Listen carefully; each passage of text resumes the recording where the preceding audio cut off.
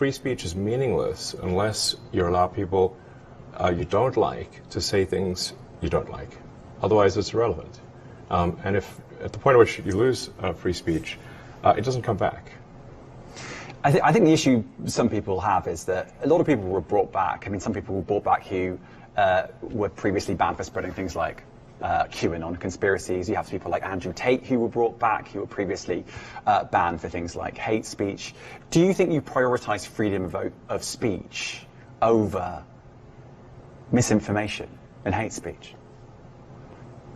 Well, you know, who's to say that something is misinformation?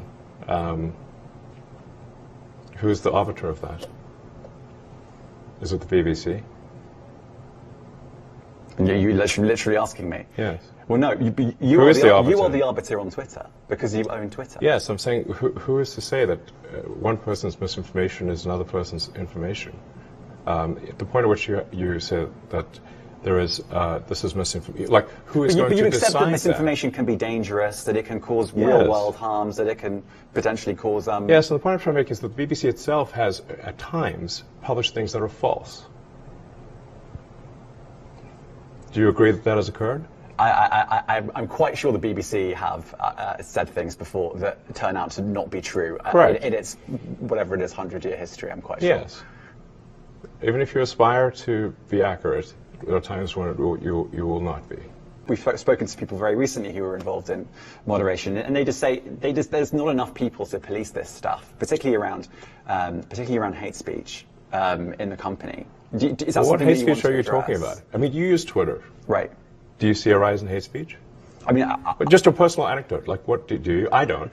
Personally, for you, I would see I get more of that kind of content. Yeah, personally, but I'm not going to talk to the rest of for the rest of Twitter. So you see more hate speech personally? I would say I would see more hateful content in that. Content you don't like, or hateful? What do you mean to describe a hateful thing? Yeah, I mean, you know, just content that will solicit a reaction, something that may include something that is slightly racist or slightly sexist, those kinds of things. So you think if something is slightly sexist, it should be banned? No, is that what you're saying? I'm not saying anything. I'm saying. Well, I'm just curious. I'm trying to understand what you mean by hateful content. And I'm asking for specific examples. And you just said that if something is slightly sexist, that's hateful content. Does that mean that it should be banned? Well, you've asked me whether my feed, whether it's got less or more. I'd say it's got slightly more. That's why I'm asking for examples. Can you name one example? I honestly don't use. Honestly, I you don't. can't name a single example. I'll tell you why. Because I don't actually use that for you feed anymore. Because I just don't particularly like it. But you said actually, a lot of people are quite similar. I only look at hang on a second. You said you've seen following. more hateful content, but you can't name a single example, not even one. I'm not sure I've used that feed for the last 3 or 4 weeks. And then how did you see the hateful content? Because I've been using Twitter since you've taken it over for the last 6 months. Okay, so then you must have at some point seen for you hateful content. I'm asking for one example. Right. And you can't give a single one. And I'm saying then I say, sir, that you don't know what you're talking about. Really? Yes, because you can't give me a single example of hateful content, not even one tweet, and yet you claimed that the hateful content was high.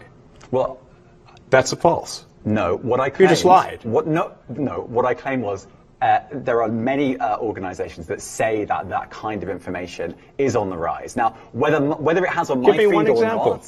I mean, right, and literally you can look at something one. like the Strategic Dialogue Institute in the UK. They will say that. So look, people will say all sorts of nonsense. I'm literally asking for a single example, and you can't name one. Right, and as I've already said, I don't use that feed. But then how would you know that? I don't think this is getting anywhere. You literally said you experienced more hateful content, and then couldn't name a single example. Right, and as I said, that's absurd. I haven't actually looked at that feed. Then how would you know this hateful content? Because I'm saying that's what I saw a few weeks ago. I can't give you an exact example. Let's move on. We only have a certain amount of time. Wow. COVID misinformation. You changed the COVID misinformation. Has rules. BBC changed its COVID misinformation? The BBC does not set the rules on Twitter, so I'm asking you. No, I'm talking about the BBC's misinformation about COVID. I'm literally asking you about, you changed the labels, the COVID misinformation labels. There used to be a policy, it then disappeared. Why do that? Well, COVID is no longer an issue. Does the BBC hold itself at all responsible for misinformation regarding masking and side effects of vaccinations, and not reporting on that at all? And what about the fact that the BBC was put under pressure by the British government to change its editorial policy? Are you aware of that? This is not an interview about the BBC. Oh, you thought it wasn't? I see now why you've done Twitter Spaces. I am not a representative of the BBC's editorial policy. I want to make that clear. Let's talk about something else. If you want to talk about the BBC, you too. all right. Let's talk about something else. You weren't expecting that.